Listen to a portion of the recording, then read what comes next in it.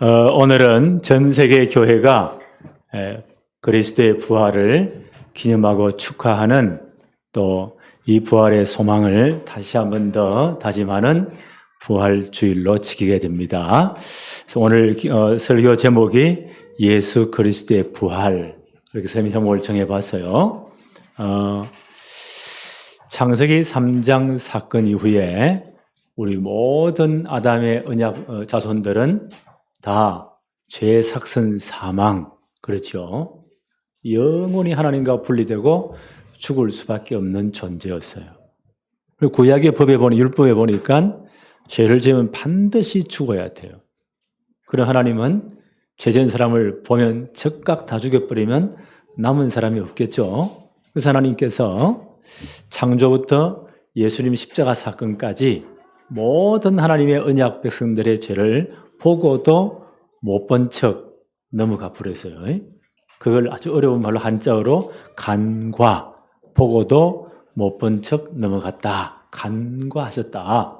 그리고 예수님 십자가 사건부터 마지막 예수님 재림하는 그날까지 모든 신약 시대의 성도들의 죄도 보고도 모른 척 넘어갔다는 거예요.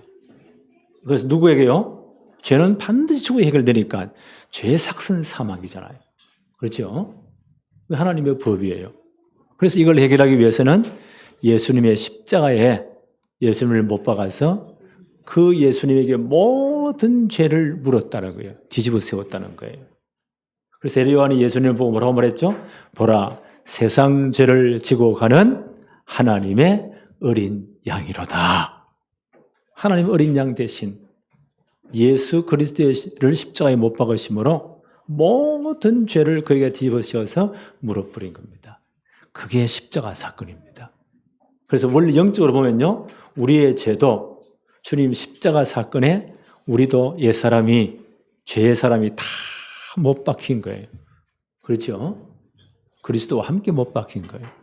그리스도와 함께 우리 옛사람이 죽고 그리스도와 함께 무덤에 장사시킨 겁니다. 그래서 다시금 우리가 죄의 종로를 하지 않도록 하신 거예요. 그리고 예수님 십자가 사건, 그리고 무덤에 장사 지낸 다음 사흘째 되는 날, 안식 후 첫날이죠. 예수님이 영광스러운 모습으로 부활하셨어요. 죽음의 권세를 깨뜨리고, 무덤의 권세를 깨뜨리고, 사망 권세를 깨뜨리고 주님이 부활하셨어요. 우리 모두가 그 부활에 참여되어서 우리는 그리스도 안에서 이제는 새로운 생명을 얻게 되었습니다. 그렇죠? 그래서 하나님께 대하여 산자가 되었습니다. 그래서 우리가 구원받은 거예요. 그래서 예수 그리스도의 십자가 사건과 부활 사건을 복음의 핵심이라고 바울은 설명합니다. 오늘 본문 말씀 볼까요? 사도행전 15장, 고린도전서 15장입니다. 1절부터 한번 보십시다. 형제들아, 내가 너희에게 전한 복음을 너희로 알게 하노니, 내가 너희에게 전한 복음을 너희로 알게 한다. 이는 이 복음은 너희가 받은 것이요 또 그 가운데 선 것이다. 2절에 너희가 만일 내가 전한 그 말을 굳게 지키고 헛되이 믿지 아니하였으면, 내가 전한 그 복음을 굳게 지키고 헛되이 믿지 아니하면 그로 말미암아 구원을 받으리라. 3절, 내가 받은 것, 복음이죠. 복음을 먼저 너희에게 전하였노니, 이는 이 복음은 성경의 예언대로, 성경대로 그리스도께서 우리 죄를 위하여 죽으셨다. 성경에 이미 예언되었잖아요. 창세기 3장 15절, 인간이 하나님을 떠나 타락하자 말자 하나님은 처음부터 살 길을 주었어요. 그게 창세기 3장 15절입니다. 여자의 후손으로 그리스도를 보내겠다. 그런 말미암아 너희를 넘어뜨린 사단의 머리를 박살내겠다는 겁니다. 그래서 예수님이 십자가 사건은 우리의 모든 죄를 함께 못 박아버린 사건이에요. 그렇죠? 아까도 말씀드렸죠? 창조부터 예수님 십자가 사건까지 구약시대의 언약 백성들의 모든 죄를 하나님이 보고도 모른 척 간과 넘어가신 거예요. 그 모든 죄를 누구에게 물었습니까? 예수님께 다 물어버려요. 그게 십자가 사건이에요. 그리고 십자가 사건부터 예수님 재림하는 그날까지 신약 시대죠. 모든 택한 구모든 백성들의 죄를 하나님 모른 척 하시고 이미 땡겨서 예수님 십자가에 전부 다 물어버린 사건입니다. 이미 이것은 예언된 사건이다. 성경대로 그리스도께서 우리 죄를 위하여 죽으셨다. 그래서 우리의 모든 죄를 다 끝내버린 겁니다. 그리고 4절에 보니까요. 장사 지낸 바 되셨다가 성경대로 사흘 만에 다시 살아나셨다. 무덤에 장사되었잖아요. 그리고 성경의 예언대로 사흘 만에 안식후 첫날 주님은 영광스러운 모습으로 부활하셨습니다. 그래서 우리를 구원할 복음이 완성된 거예요. 그런데 처음에는요. 이 예수 그리스도의 부활 사건을 아무도 믿지 않았습니다. 그래서 그렇게 예수님 따라다니던 제자들도 다 도망가 버렸어요. 왜 믿지 않았습니까? 죽은 자는 살아날 수 없잖아요. 과학적으로, 의학적으로 불가능하다고 배웠기 때문입니다. 그런데 하나님은 어떤 분이세요? 과학을 초월하는 분이에요. 우리의 모든 상식을 초월하는 분이에요. 그리고 이분들은 예수님이 누구인지 정확히 알지 못했어요. 사도들도 마찬가지예요. 언제 예수 그리스도를 진짜 이해합니까? 예수님의 십자가 사건과 부활 사건을 정말 체험한 다음 이분이 구약 성경 전체에서 예언된 창세기 3장 15절부터 처음부터 주신 바로 그분 메시아 그리스도이시구나. 그래서 십자가에서 모든 문제를 끝냈구나. 그리고 장사 지낸 바 되었다가 사흘 만에 부활하심으로써 이분이 전체 성경에 처음부터 예언된 그리스도라는 사실을 증언했구나. 증명하셨구나. 그래서 우리를 구원할 복음이 완성되었구나. 그때부터 진짜 믿게 된 거예요. 1번 보십시다. 예수님은 역사적으로 사실적으로 부활하셨습니다. 왜 그렇습니까? 요한복음 14장 7절로 9절에 예수님 뭐라고 말씀하셨죠? 나와 아버지는 하나이시니라. 바로 예수님이 하나님이시기 때문에 그분은 반드시 부활하셔야 돼요. 그래야 우리를 구원할 복음이 완성돼요. 고린도서 15장 45절로 49절에 보니까요. 우리를 살려주기 위해서 첫사람 아담은 우리의 조상이죠. 처음 사람 아담은 산영이다. 그 죄 때문에 죽을 수밖에 없어요. 마지막 아담으로 오신 예수님은 우리를 살려주는 영이 되셨다. 그래서 우리를 살리시기 위해서 부활하셔야만 돼요. 고린도서 15장 20절로 23절에 보니까요. 우리 모든 성도의 부활의 첫 열매가 되기 위해서 예수님은 부활하셔야만 돼요. 우리가 과일이 나올 때, 곡식이 나올 때 이건 첫 것이다. 첫 열매다. 라고 하는 것은 뭘 전제한 거죠? 두 번째, 세 번째, 네 번째가 있다는 겁니다. 예수님의 부활 사건이 우리의 모든 성도의 부활의 첫 열매, 모델 케이스가 된 거예요. 그래서 우리 마지막 날 주님 재림하실 때 우리 모두도요, 주님 재림과 주님의 부활과 똑같은 부활의 몸을 입고 다 부활될 거예요. 그 첫 열매가 되시기 위해서 주님은 역사적으로 사실대로 부활하셨습니다. 그러니까 그 당시 보세요. 예수님을 그렇게 미워하던 유대인들, 특히 바리새인들, 산헤드린 공회원들이 난리가 났잖아요. 이 사람들은 그 로마의 권력을 빌어가지고 예수님을 십자가에 못 박아버리면 다 끝난 줄 알았어요. 자기 세상이 오는 줄 알았어요.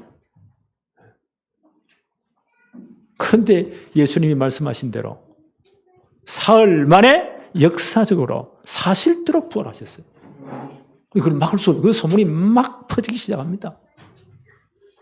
그래서 이 사람들이 뭔가 그걸 막아야 되잖아요. 그 헛소문을 퍼뜨렸어요. 지금 말하면 가짜 뉴스, 페이크 뉴스를. 우리가 완전히 죽여야 되는데 저기 덜 죽었구나. 십자가에 달려가지고 죽은 게 아니고 기절했구나. 기절한 사람을 서늘한데 무덤에 갖다 넣어놓으니까 정신이 있게 살아가지고 돈 물려고 나와가지고 살아났다고 저렇게 공갈치는 거구나. 그렇게 소문을 퍼뜨렸어요. 그런데 보세요. 그래도 불구하고 예수님의 부활한 소식이 계속 퍼집니다. 그걸 막을 수가 없어요. 이 사람들이 어떤 또 조작을 했죠? 저 예수의 제자들이 예수님 분명히 살아난다고 했으니까 그 군병이 지키는 가운데 밤에 몰래 와가지고 무덤 문을 열고 예수님 시체를 도둑질해가지고 어디 숨겨놓고는 부활했다. 그 도둑질해놓고는 부활했다고 이렇게 말을 한 것이다. 그게 도난설이에요. 세 번째, 그래도 계속 퍼져나가니까 이 사람들 어떤 조작을 합니까? 저 인간들이 예수님 제자들이 예수님을 너무 보고 싶으니까 뭘 환상을 봤겠지. 헛걸 봤겠지. 그래가지고 예수님 부활했다고 지금 막 떠드는 거야. 그게 환상설이에요. 그래서 이 모든 것이요, 예수님 부활을 입증하는 겁니다. 기절설은요, 다시 살아나셨다는 것을 증명하는 거예요. 도난설은요, 부활했으니까 무덤이 비었다는 것을 증거하는 거예요. 환상설은 부활하신 주님을 본 사람이 있다는 것을 증거하는 거예요. 이 사실은 막을 수가 없습니다. 예수님은 역사적으로 사실대로 부활하셨습니다. 예수께서 죽은 자 가운데서 부활하신 네 가지의 증거. 첫째가 뭡니까? 구약 성경에 예언된 사건이에요. 예언된 사건이에요. 예수님께서도 계속 말씀하셨죠? 누가복음 18장 31절로 33절에 계속 예수님께서 이미 말씀 구약 성경을 인용해서 계속 말씀하셨습니다. 인자가 예루살렘 올라갈 것이다. 그리고 이방인들에게 잡히게 될 것이다.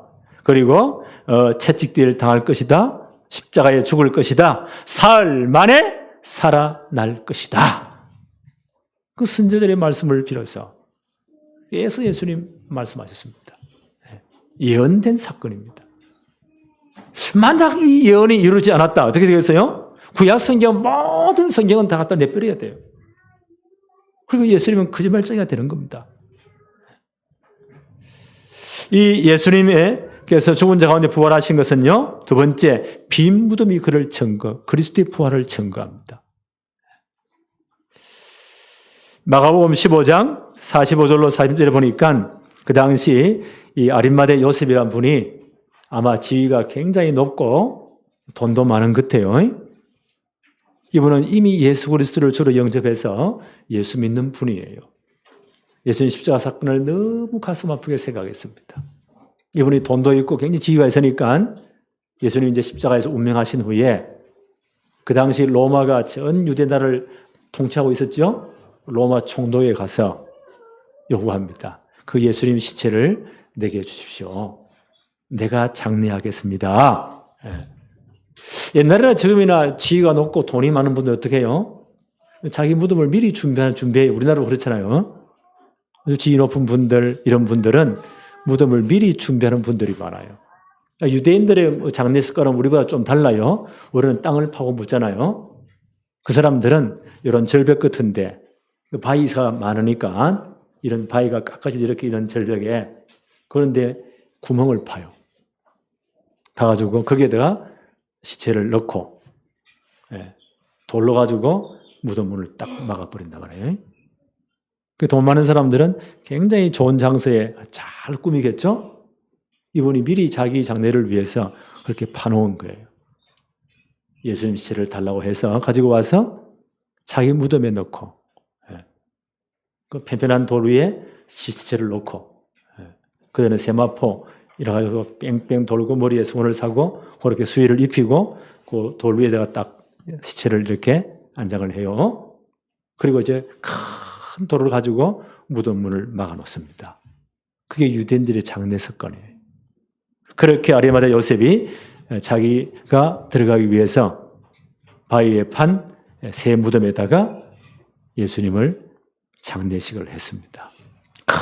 큰 돌로 막았어요.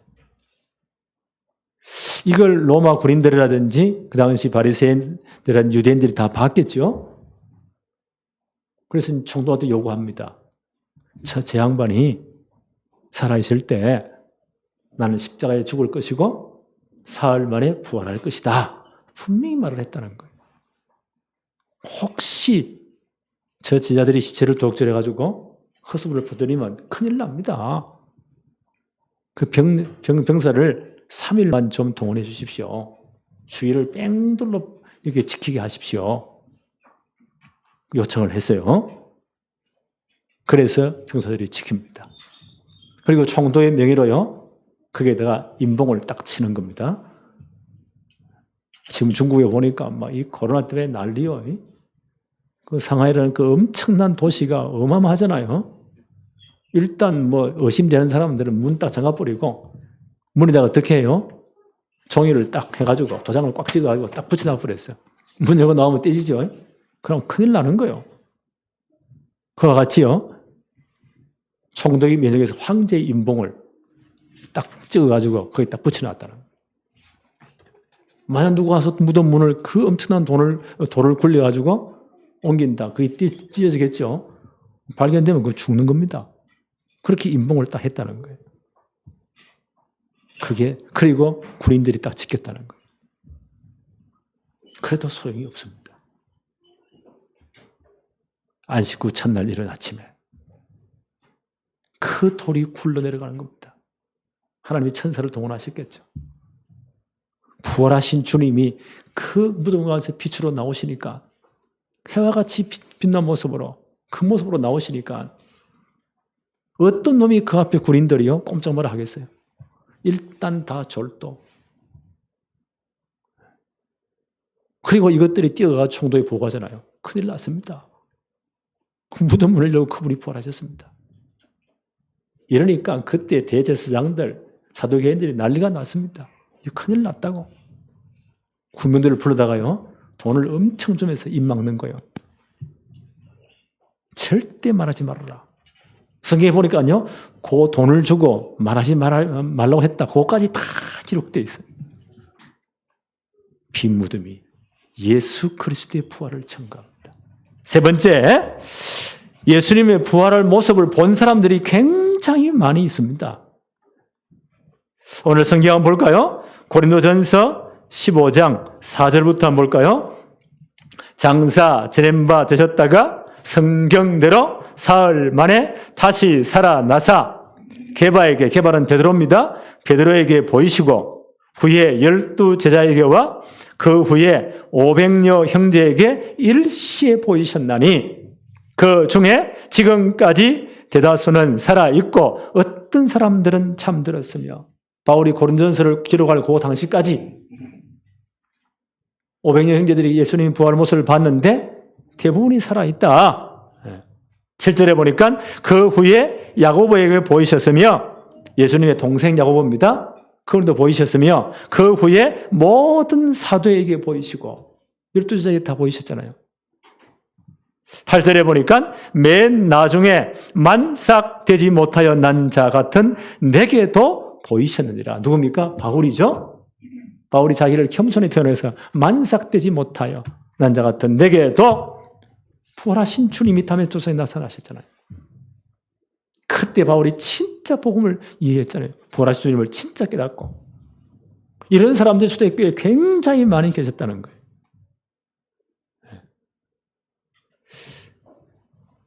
만약에 실제로 부활하지 못하면 어떻게 될까요? 이 모든 본 정인들은 다 거짓말쟁이가 되는 겁니다. 14절, 15절 한번 볼까요?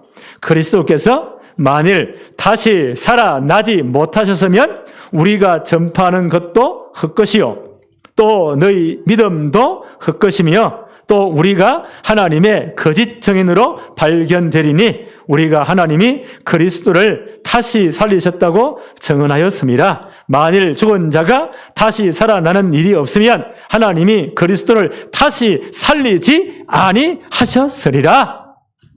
만약 주님의 부활이 조약된 것이라면 우리 모든 믿음이 다 헛겁니다. 그렇잖아요. 그런데 예수님께서는 역사적으로 사실적으로 부활하셨습니다. 네 번째, 교회와 성도들에게 능력으로 지금도 나타나십니다. 역사하셨잖아요. 그게 그리스도의 부활의 증거입니다. 초대교회 총회의 사도들이요, 예수님 십자가 사건을 다 봤잖아요. 부활 사건을 다 목격했잖아요. 오순절 성령 강림 이후에 베드로가 그 많은 사람들의 설교를 합니다. 사도행전 2장 14절로 36절이에요. 그 베드로의 설교의 주제가 뭡니까? 예수님께서 구약 성경의 예언대로 우리의 모든 죄와 저주를 끝내 이 땅에 오셨다. 그리고 성경의 예언대로 십자가에서 모든 죄와 저주를 끝냈다. 무덤에 장례한 바 되었다가 사흘 만에 안식 후 첫날 성경의 예언대로 부활하셨다. 바로 너희들이 예수 그리스도를 십자가에 못 박이지 않았냐? 회개하고 복음을 믿어라. 이 말을 들은 많은 유대인이 어떻게 하죠? 가슴이 찔린 겁니다. 그날 엄청난 많은 사람들이 회개하고 세례를 받습니다. 사도행전 2장 41절 42절에 보니까요, 3,000명이 회개하고 세례를 받았다. 이 사실 자체가 그리스도의 부활이 역사적이요 사실적임을 증거합니다. 주님은 지금도 살아 계십니다. 그 부활의 결과 로마서 1장 4절에 보니까 예수님이 부활하심으로 말미암아 하나님의 아들로 선포되셨다. 로마서 1장 4절입니다. 성결의 영어로는 죽은 자 가운데서 부활하사 능력으로 하나님의 아들로 선포되셨다. 천하만국에 바로 이분이 하나님이심을, 하나님의 아들이심을 선포하셨다. 그 부활하신 주님은 에베소 1장 20절에 보니까요, 그의 능력이 그리스도 안에서 역사하사 죽은 자들 가운데서 다시 살리시고 하늘에서 자기의 오른편에 앉으셨다. 부활하신 주님은 지금도 하나님 보좌 우편에 앉아 계십니다. 우리를 위해서 중보기도 하십니다. 지금도 모든 성도의 성령으로 역사하십니다. 그래서 요한복음 16장 7절에 이렇게 말씀합니다. 그러나 내가 너희에게 실상을 말하노니 내가 떠나가는 것이 너희에게 유익하니라. 내가 떠나지 아니하면 보혜사가 너희에게로 오시지 아니할 것이요 가면 내가 그를 너희에게로 보낼 것이다. 처음에 예수님 제자들은 예수님 떠나지 마세요. 예수님 뭐라고 말씀하십니까? 나는 십자가 지고 반드시 부활해야 된다. 그래야 복음이 완성된다. 내가 너희를 떠나는 것이 훨씬 유익하다. 내가 떠나지 않으면 보혜사 성령이 너희에게 올 수 없다. 내가 가면 보혜사 성령을 너희에게 보낼 것이다. 이것이 주님의 부활의 결과입니다. 성령이 하시는 일이 뭐죠? 요한복음 16장 13절에 그러나 진리의 성령이 오시면 그가 너희를 모든 진리 가운데로 인도하시리니 그가 스스로 말하지 않고 오직 들은 것을 말하며 장래일을 너희에게 알릴 것이다. 성령이 오시면 우리에게 말씀을 깨닫게 하십니다. 우리의 모든 삶을 정확하게 인도하십니다. 이게 그리스도의 부활의 결과예요. 부활하신 주님 이렇게 약속하십니다. 사도행전 1장 8절 우리가 너무 잘 아는 말씀이죠. 오직 성령이 너희에게 임하시면 너희가 권능을 받고 예루살렘과 온 유대와 사마리아와 땅 끝까지 이르러서 내 증인이 될 것이다. 지금 부활하신 주님은 성령으로 우리 모든 성도와 함께 하시면서 지금 이 일을 감당하게 하십니다. 예루살렘, 온 유대, 사마리아, 땅 끝까지 이르러 내 증인이 되게 하겠다. 그렇죠. 증인이 되라면 우리는 될 수 없어요. 되게 하겠다는 겁니다. 왜요? 성령을 우리와 함께 하시고 능력을 주셔서 일을 하게 하시겠다는 거예요. 우리는 기도해야 돼요. 237 나라의 빈 곳에 5천여 정도의 빈 곳에 제대로 복음이 전거돼야 돼요. 하나님이 절대 역사 시간표입니다. 복음은 땅 끝까지 모든 족속에게 전거된 후에 주님은 재림하십니다. 여기에 딱 시간 우리가 삶을 딱 맞춰야 돼요. 우리 생각을 여기에 맞춰야 돼요. 237 나라 빈 곳에 5천여 정도의 빈 곳에 제대로 복음 말해야 돼요. 전거돼야 돼요. 우리가 지금 기도하고 있잖아요. 그곳에 우리가 연결되는 중요한 그 나라마다 복음이 정말 전거될 곳에 중요한 제자들 일꾼들 찾아내어서 데리고 와서 우리의 신학교 보내어서 제대로 훈련시켜서 목사로 만들어서 그 전에 충분한 신학 훈련과 전도 훈련을 시켜서 파송하는 겁니다. 앞으로 코로나 끝나고 이제 소통이 좀 원활해지면 이제 한 명 한 명씩 불러오는 거예요. 기도하세요. 하나님, 내가 이 일을 감당하도록 성령께서 역사해 주세요. 내 모든 삶에 역사해 주세요. 어차피 이제 이 시대는 다문화 시대가 되는 거예요. 다문화 시대가 될 수밖에 없습니다. 우리나라도 많은 다문화 다민족이 와 있잖아요. 그런데 그 아이들이 문제예요. 이 앞으로 심각한 문제가 와요. 이들을 어릴 때부터 진짜 복음으로 치유해 줘야 돼요. 복음으로 세워줘야 됩니다. 그러면 이들이 제대로 복음으로 세워지면요, 처음부터 연결 다 되게 됩니다. 그리고 우리의 렘넌트를 어릴 때부터 정확한 복음으로 각인뿌리 체질화시키고 최고의 실력 기능으로 딱 각인시키고 앞으로 시대 문화 바꿀 만큼 문화 스미대로 딱 세워가지고 전 현장에 파송해야 돼요. 나는 이걸 진짜 기도하고 있어요. 아무리 봐도 저 북한의 공산 우상이, 북한은 누구를 섬기고 있죠? 2천만이 넘는 사람들이 김일성 우상 종교를 섬기고 있어요. 단일 종교로 세계 10대 종교 안에 드는 거예요. 나는 저 엄청난 흑암 세력이 곧 무너진다고 봐요. 아무리 봐도. 차게 무너진 순간요, 어마어마한 전도문이 열리는 겁니다. 이미 저 땅에 진짜 목숨 걸고 신앙생활하는 분들이 꽤 많이 있습니다. 남한에는 우리는요, 그냥 그렇잖아요. 저 사람들은 예수님 때문에 죽음과 바꿔야 된다니까요. 그런 지하의 성도들이 꽤 많이 흩어져 있습니다. 70년 동안 저 땅에 흘린 순교의 피가 어마어마하잖아요. 지금도 저분들은 눈물로 기도하고 있습니다. 하나님, 이 저문을 열 겁니다. 그때 정말 복음으로 훈련된 우리 렘넌트들이 정말 들어가는 겁니다. 전 세계 자본이 몰려올 거예요. 나는 북한 땅 재건운도 일어난다고 봅니다. 제일 필요한 게 교회, 학교, 병원이에요. 우리 렘들이 싹 다 들어갈 겁니다. 전 세계 렘넌 조직이 다 들어갈 겁니다. 어마어마한 부흥력사 일어날 거예요.